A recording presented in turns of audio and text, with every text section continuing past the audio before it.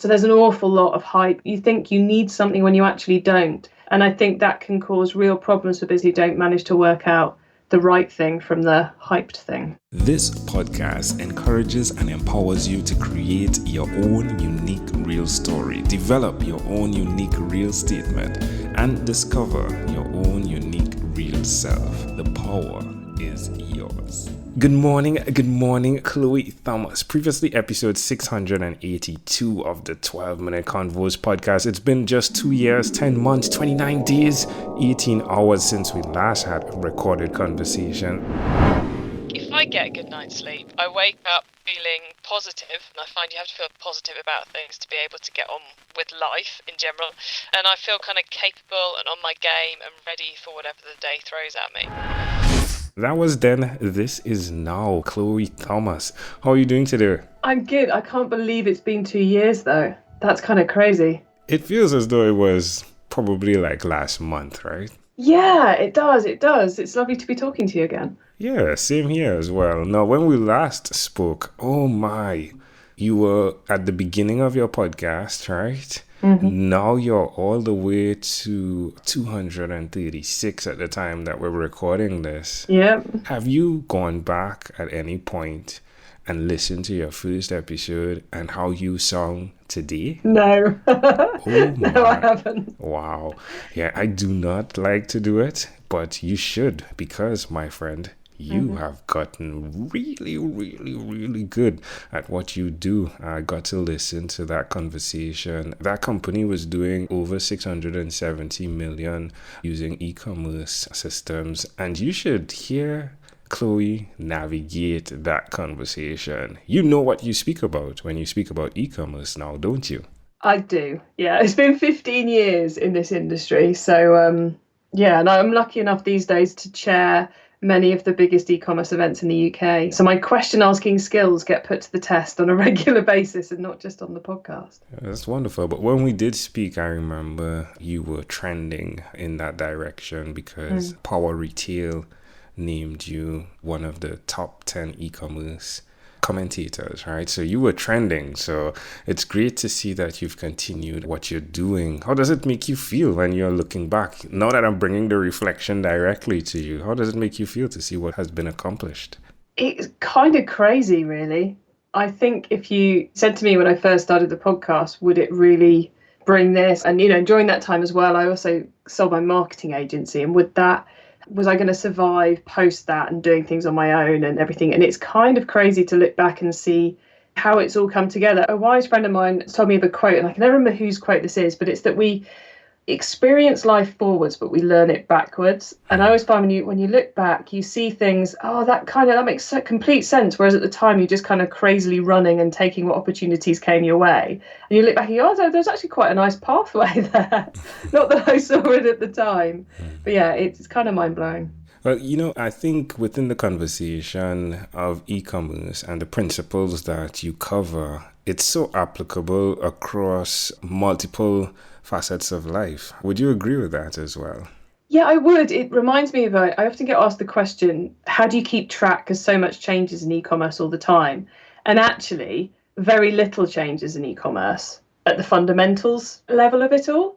And I think the fundamentals of e-commerce are the fundamentals of most businesses, you know, human relationships and how you work with your suppliers and your team and how you concentrate on giving the customer the best experience possible. You know, whether you're podcasting, running an e-commerce business, running a marketing agency, whatever you're doing, those are still fundamentally important principles. And they're still the ones which make or break a business to this day. So it's highly relatable, I think. I totally agree, which brings me to something that I believe you have focused completely on, which is cutting through the hype. And with the online space, it's huge. The hype can be something, I think 80% of what we see sometimes in the online space is hype. How has that evolved, that focus of cutting through the hype? I think it's something which initially came quite naturally to me as being something I wanted to do. But then as things have evolved and I've discovered that it's something which, you know, I kind of thought, well, everyone wants to cut through the hype, and then discovered from speaking to various customers that it's the thing they like most about what I do. is that we cut through the hype. It's not all about buzzwords and this and that, but we actually talk about the reality and try and do a certain amount of myth busting. And I think it kind of started accidentally and it's become now a bit of a calling card. I think it's also something which in the digital marketing industry, of which e-commerce is pretty well infiltrated, we are awful at making things seem a bit more difficult because it fits our ego requirements or it fits our need to drive sales. So there's an awful lot of hype and an awful lot of making things appear more complicated than they are, or making you think you need something when you actually don't. And I think that can cause real problems for businesses who don't manage to work out the right thing from the hyped thing. I love that. Again, something that's applicable across life, right? Like sometimes I know that I feel as though, okay, I can do this if I only get that. And I'm sitting before a rack right now of made up podcast room. And again, if I waited for the best of everything, it wouldn't happen. And it's so important to, again, cut through the hype and get done what needs to get done.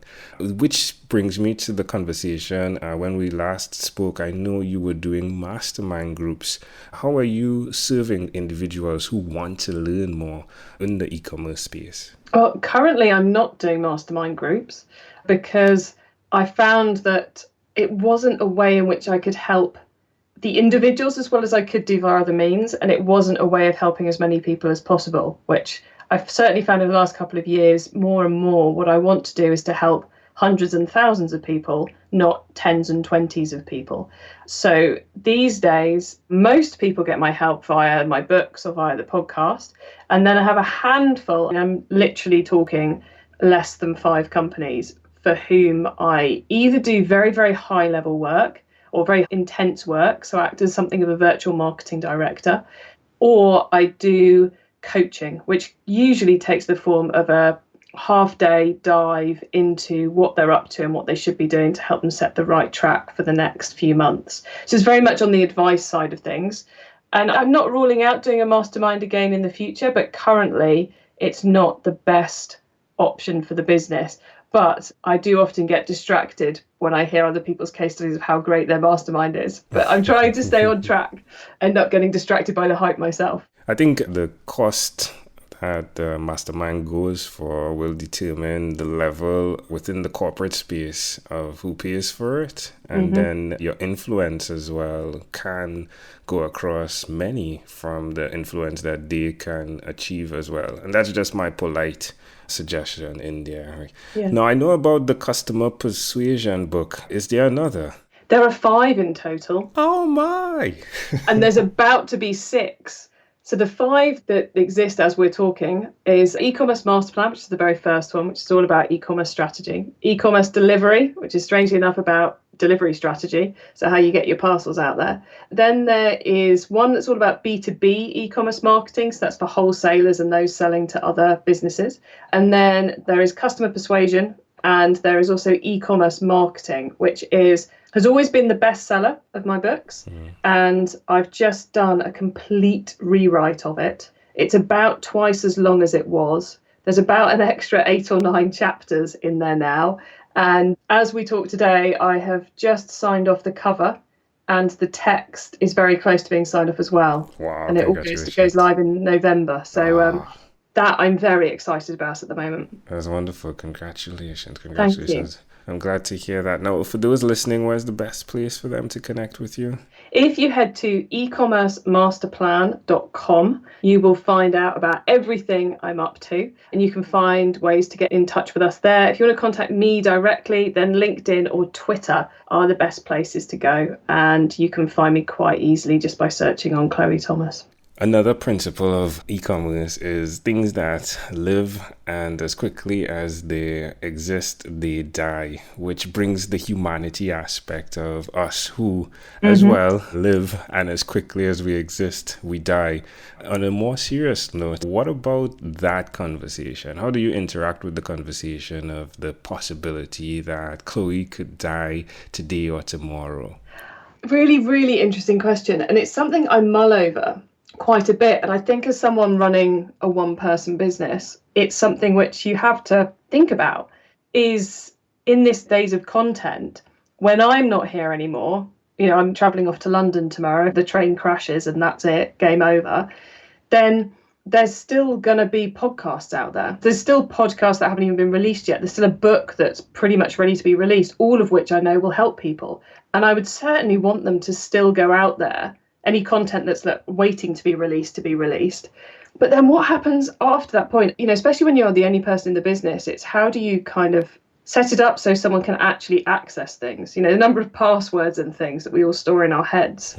It's an interesting one, but it's something which I think about, but so far I take no action on. Maybe the next time we catch up, I'll have come up with a death strategy. I love it. But I'm not quite there yet. Just mulling. I love it. And we're speaking about DEATH, right? I mean, it's e-commerce. It's not DEBT, right?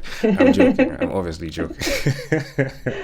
Well, that's wonderful. Yeah, I think acknowledging it and then going after it, because the legacy of what you're doing is so important, because having this die at this particular moment and the possibility when you die for it to just be extinguished is definitely not something I believe we should have happen. So I appreciate you at least dancing with the thought of, and hopefully the next time we speak, you can tell me, yes, I did it. All right, it's in place. That's wonderful.